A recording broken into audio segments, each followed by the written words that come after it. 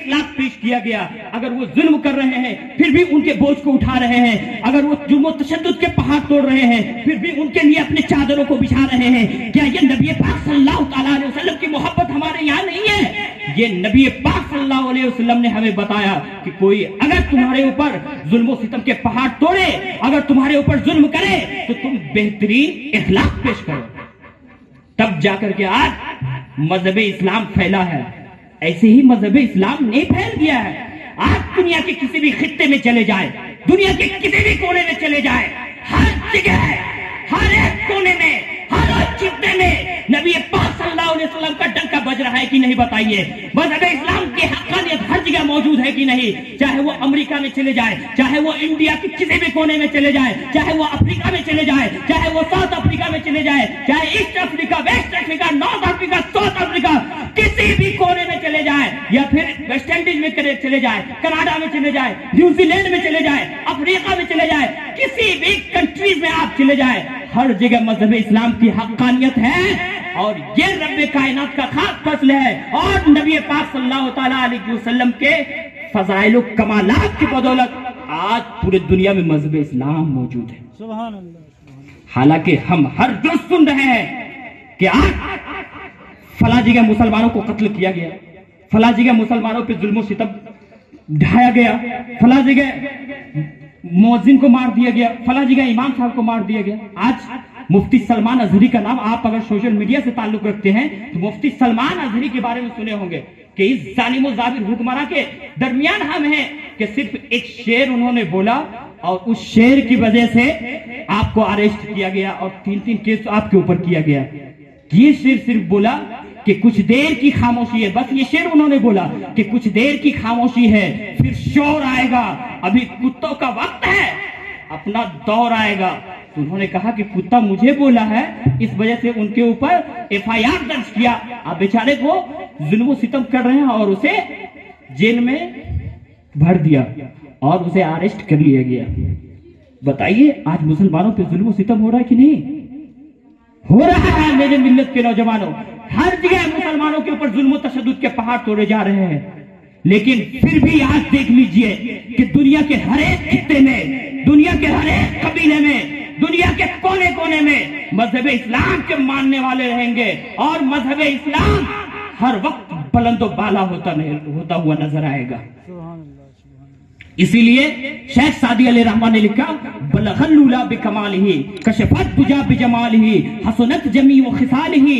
اب اتنا لکھنے کے بعد شیخ سعدی علیہ رحمہ خاموشی سے رہتے ہیں, اور جو شاعر ہوتے ہیں وہ اپنے ذہن کو, اپنے دماغ کو آگے بڑھاتے ہیں, اور آگے بڑھانے کے بعد سوچتے رہتے ہیں. اب سوچنے کا معاملہ یہ ہوا کہ لکھ تو رہے تھے, کسی دنیا دار کا نام تو نہیں لکھ رہے تھے, کسی دنیاوی کتے کا نام تو نہیں لکھ رہے تھے, یا کسی دنیا کمانے کے لیے تو نہیں لکھ رہے تھے. یہ تو نبی پاک صلی اللہ تعالیٰ علیہ وسلم کی شان اقدس میں لکھ رہے تھے, یہ تو حبیب مکرم صلی اللہ تعالیٰ علیہ وسلم کی شان اقدس میں لکھ رہے تھے. اب معاملہ یہ ہوا کہ حضرت شیخ سعدی علیہ رحمہ اتنا سوچتے آپ کی آنکھیں لگ جاتی ہے, اتنا لکھتے ہیں اپنے کاغذ میں بلغ اللولا بکمالہ کشفت دجا بجمالہ حسنت جمیع خصالہ. اب آپ کی آنکھ لگنی تھی کہ آنکھ لگ گئی. اب آنکھ لگنے کے بعد نبی پاک صلی اللہ تعالیٰ علیہ وسلم خواب میں تشریف لائے, اور خواب میں تشریف لانے کے بعد فرمایا کہ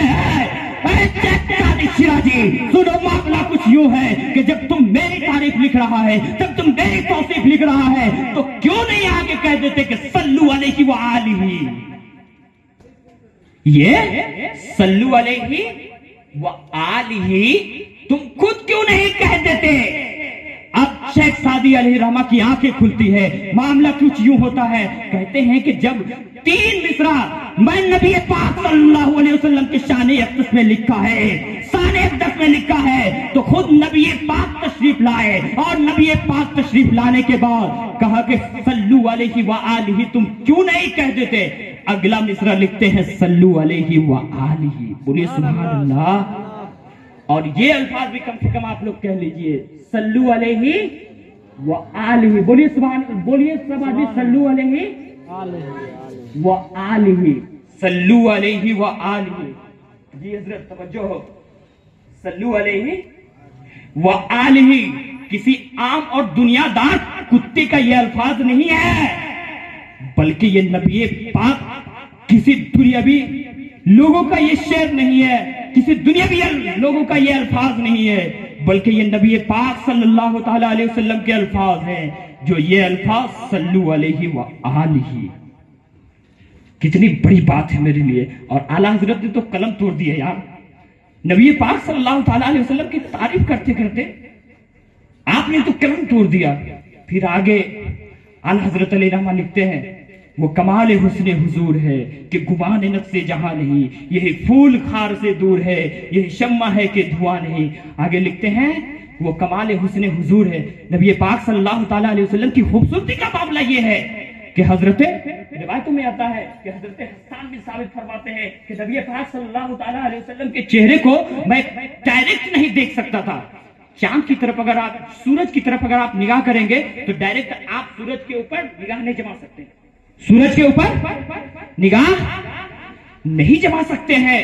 کچھ یوں معاملہ ہے کہ روایتوں میں آتا ہے کہ حضرت حسان بن ثابت فرماتے ہیں کہ جب میں نبی پاک صلی اللہ تعالیٰ علیہ وسلم کو دیکھتا تھا تو معاملہ کچھ یوں ہوتا تھا کہ میں ڈائریکٹ نبی پاک صلی اللہ تعالیٰ علیہ وسلم کو نہیں دیکھتا، بلکہ اپنے انگلی کے اونٹوں کے پیچھے سے، اپنے انگلی کے اونٹوں کے پیچھے سے نبی پاک صلی اللہ تعالیٰ علیہ وسلم کی خوبصورتی کو دیکھتا تھا. اسی لیے تو اعلیٰ حضرت نے کہا ہے وہ کمال حسن حضور ہے کہ گمان نقش جہاں نہیں، یہی پھول خار سے دور ہے، یہی شمع ہے کہ دھواں نہیں. یہی پھول خار سے دور ہے، اس کا کیا مطلب؟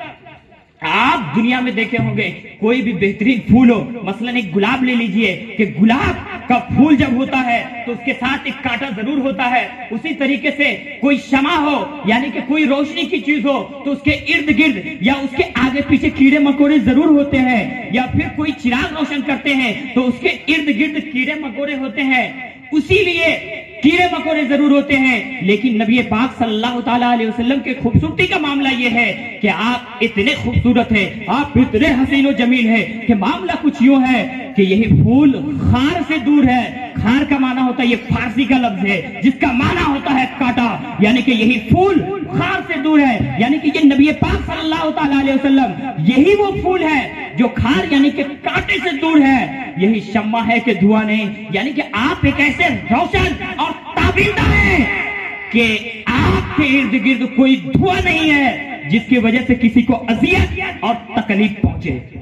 اسی کو کہا اعلیٰ حضرت نے کہ وہ کمال حسن حضور ہے کہ گمان نقش جہاں نہیں، یہی پھول خار سے دور ہے، یہی شمع ہے کہ دھواں نہیں. اب آگے لکھتے ہیں ایک شعر اور آپ کے سامنے میں پیش کروں کہ اعلیٰ حضرت نے لکھا کہ بخدا خدا کا یہی ہے در، نہیں اور کوئی مفر مکر، جو وہاں سے ہو یہیں آ کے ہو، جو یہاں نہیں تو وہاں نہیں. اور آخر میں مقطع میں لکھتے ہیں محبت دیکھیے آقا کائنات صلی اللہ تعالیٰ علیہ وسلم کی محبت کس طرح آپ کے دل میں گزری تھی کہ آپ دیکھیے. اعلیٰ حضرت لکھتے ہیں کہ کرو مدح اہل دول رضا، پڑے اس بلا میں میری بلا، میں گدا ہوں اپنے کریم کا، میرا دین پارے نہ نہیں. یعنی کہ اعلیٰ حضرت علیہ السلام اس سمے کا معاملہ یہ تھا کہ کوئی شاعری کرنے لگتا تھا، کوئی شعر و شاعری لکھنے لگتا تھا تو وہ بادشاہوں کے دربار میں چلا جاتا تھا. کس کے دربار میں؟ بولیے. بادشاہوں کے دربار میں چلا جاتا تھا اور اس کے شان میں لکھ دیا 4 مصرع اور کہہ دیا کہ آپ تو بڑی سخی ہیں، آپ تو جودو سخاوت کے پہاڑ ہیں. آپ وہ لکھتے ہیں. اعلیٰ حضرت علیہ رحمہ کے بارگاہ میں ایک شخص آیا، کہا کہ حضور آپ تو بہترین شاعری کرتے ہیں اور پارے نا ایک زبردست بادشاہ ہے اور سب کو اپنے پیسوں سے نوازتا ہے، روپیہ مال و دولت عطا فرماتا ہے، آپ ان کے پاس چلے جائیں کچھ شاعری کر لیں. اعلیٰ حضرت علیہ رحمہ نے جواب دیا سنو معاملہ یہ ہے. اور شعر میں انہوں نے اعلیٰ حضرت علیہ رحمہ نے جواب دیا کہ فرمایا کہ کرو مدح اہل دول رضا، پڑے اس بلا میں میری بلا، میں رضا ہوں اپنے کریم کا، میرا دین پارے نہ نہیں. یعنی کہتے ہیں کہ کرو مدح اہل دول رضا، ہماری زندگی جتنی موجود ہے پوری زندگی نبی پاک صلی اللہ علیہ وسلم کی تعریف و توصیف کریں گے، پوری زندگی آقا کائنات صلی اللہ علیہ وسلم کی تعریف و توصیف کریں گے. کرو مدح دو اللہ پڑھے اس بلا میں میری بلا, مطلب کہ میری زندگی میں جو نبی پاک صلی اللہ علیہ وسلم کی تعریف میں کر رہا ہوں, اسی تعریف کی بدولت ہماری شفاعت ہوگی, ہماری دنیاوی مصائب بھی دور ہوگا, ہمارا اخروی مصائب بھی دور ہوتا چلا جائے گا. اور آگے لکھتے ہیں کرو مدح دو اللہ پڑھے اس بلا میں میری بلا, میں گدا ہوں اپنے کریم کا, میں غلام بھی ہوں تو آقا کائنات صلی اللہ علیہ وسلم کا ہوں, میں غلام بھی ہوں تو نبی اکرم صلی اللہ علیہ وسلم کا ہوں. اور میرا دین پارے نہ نہیں, یعنی کہ پارے نہ اعلیٰ حضرت علیہ رحمہ نے یہاں دو معنی لیا. اور بسا اوقات ایسا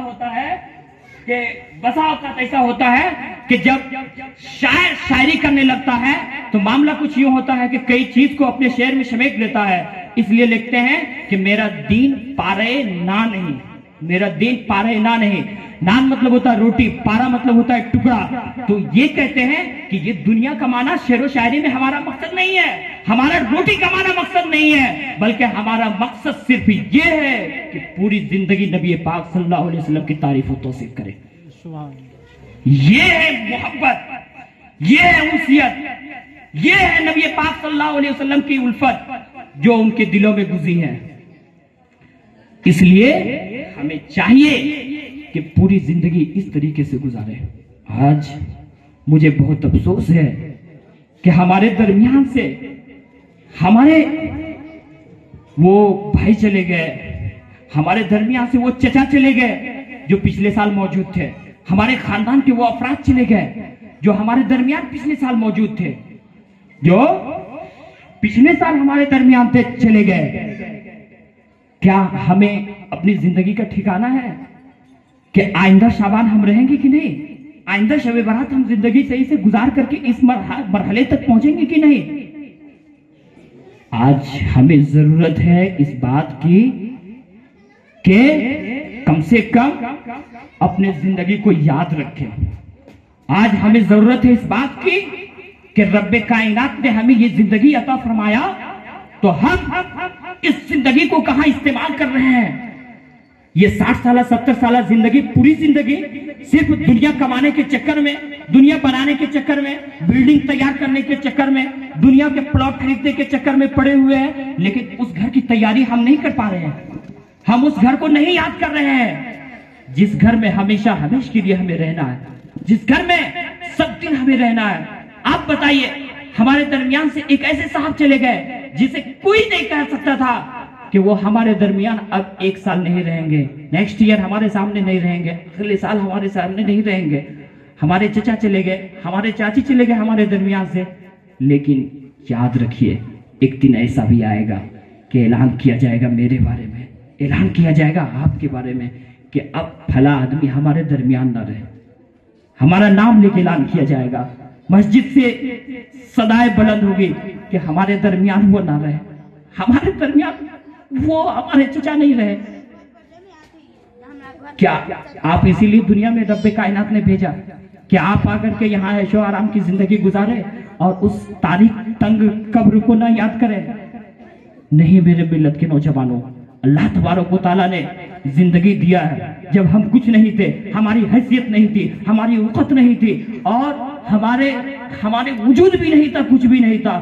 پھر اللہ تبارک و تعالیٰ نے ہمیں بنایا تو رب کائنات اس بات پر بھی قادر ہے کہ وہ مرنے کے بعد زندہ کر کے اٹھائے, اور زندہ کر کے اٹھانے کے بعد پھر پوری 60 سالہ 70 سالہ 80 سالہ یا 100 سالہ زندگی جو دیا اس زندگی کا حساب بھی لے, اس زندگی کا حساب بھی دینا ہے. تو یہ سوچ کر کے آپ زندگی گزاریے. اور یہ ہمارے لیے یہ درس عبرت ہے کہ ہمارے دروازے سے اس شخص کا جنازہ اٹھ رہا ہے, اس شخص کا جنازہ اٹھ رہا ہے جس کے بارے میں ہم سوچ بھی نہیں سکتے ہیں. وہ درمیان سے ہمارے چلے گئے. لیکن بس میں اپنی باتوں کو یہی تک ختم کرنا چاہتا ہوں کہ کل شعبان المعظم کی رات ہے, اور اس رات میں نامہ اعمال کا محاسبہ کیا جاتا ہے, اس رات میں نامہ اعمال لکھا جاتا ہے. تو آپ اس حالت میں اس رات کو گزارے کہ آپ کے نامہ اعمال جب لکھے جائے, جب نامہ اعمال نوٹ کیے جائے, اور آسمان دنیا سے جب لوح محفوظ سے آسمان دنیا پر آپ کے نامہ اعمال کو فرشتے کو سپرد کیا جائے, تو اس وقت معاملہ کچھ یوں ہو کہ آپ عبادت الہی میں گزارے، رب کائنات کی یاد میں مصروف رہے، رب کائنات کے بارگاہ میں روتے گر گراتے رہے اور اپنے گناہوں پہ شرمندہ رہے، اپنے گناہوں کو آنسو بہائے۔ اس لیے آپ کل کی رات کچھ ایسے ہی نہ گزار دیں، اس لیے کہ پوری زندگی کا حساب کل کی رات میں ہوتی ہے، اور پوری سال آپ آئندہ سال زندہ رہیں گی کہ نہیں، باحیات رہیں گے کہ نہیں، اس رات میں حساب ہونی ہے۔ تو اس لیے آپ خود سوچیں۔ آج ہمارے درمیان سے بالخصوص ہمارے حسنین بھائی کے بھائی چلے گئے، جوان تھے، ان کی روح کو ہمارے خاندان کے ہمارے شاہد بھائی کے والدہ محترمہ چلی گئی، ان کے لیے، اور ہمارے عالم چچا چلے گئے ان کے لیے بھی، اور ہمارے خاندان کے جتنے لوگ ہمارے چچا چلے گئے ان کے لیے بھی، انہیں بھی کبھی کبھی آپ یاد کر لیں، تاکہ آپ کے جانے کے بعد آپ کے اولاد آپ کو یاد کرے، آپ کے پوتے آپ کو یاد کرے، آپ کے گھر میں جو بچے ہوئے آپ کو وہ بھی یاد کرے۔ اس لیے آپ انہیں یاد کریں گے، ان کے لیے احسان و ثواب کریں گے، ان کے نام سے قرآن مجید پڑھ کے ان کو بخشیں گے، تو آپ کو بھی یاد رکھا جائے گا۔ ورنہ اگر آپ کسی کو نہیں یاد رکھیں گے تو آپ کو بھی کوئی یاد نہیں رکھے گا۔ آپ اگر یاد رکھیں گے تو آپ کو بھی یاد کیا جائے گا، اگر آپ اگر یاد نہیں کریں گے تو آپ کو بھی یاد نہیں کیا جائے گا۔ آج ہماری پھوپھی چلی گئی، جس دن ہماری پھوپھی کا انتقال ہوا تو اس دن بھی کچھ معاملہ یوں ہوا کہ اللہ کے فضل و کرم سے بہت سارے لوگوں نے کال کیا کہ میں بتایا میری پھوپھی کا انتقال ہو گیا، یا پھر ہمارے خاندان کے جو بھی چلے جاتے ہیں وہ کہیں سے بھی کال آتا ہے۔ تو اللہ کا فضل و کرم ہے کہ ہندوستان کے کئی مدارس سے لوگ بتاتے ہیں۔